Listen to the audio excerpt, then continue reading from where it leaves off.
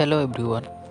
Today in this video I will brief you about types of service sector we have in industry. So let's start.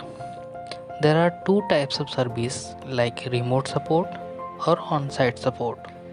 Remote support. As the name implies, remote support is like assisting to resolve or resolving by self any kind of issue from a remote location. Which sectors require remote support? PC, household instruments, portable machines, these are the sectors which require remote support. Examples like mixers, inverters, generators, laptops, and personal computers. How does this operate? Basically, there are some products sold or supplied by an organization. That product has a certain kind of breakdowns which can possibly happen. To handle those breakdowns, a standard operating procedure or SOP is available to the service associates. Service associates refer that given SOP to resolve issues allotted to them. What kind of skill set needed to work? A brief knowledge of operation and behavior of the product, basic rational and reasoning skills, basic engineering knowledge, expertise on the subject by which that product's operation depends, good communication skills that includes a good listening capability, good organizational behavior would be icing on the cake. Online support.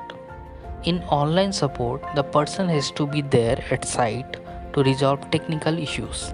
This kind of service or support generally associated with the equipments which cannot be moved easily or requires constant operation. Which sectors require on-site service? Heavy machineries, large scale installation, large electronics equipments, grid equipments. Example of sectors which require on-site service are custom-made machines, evaporators, chillers, compressors, boilers, electrical drives, circuit breakers, transformers and motors. How does this operate? Generally, there are different kinds of installations of a system or a part of any system that is provided by an organization. These systems are a part of a large functional chain, so they need to be taken care before any breakdown happens to avoid operational losses. For this predictive action, there are some service cycles advised by the supplier. Service engineers go to the site of installation and perform service of the system or equipment. As the systems or equipments are used extensively, there is a possibility of immature or sudden breakdowns. To attend this kind of issues, also service engineers are called in a short notice.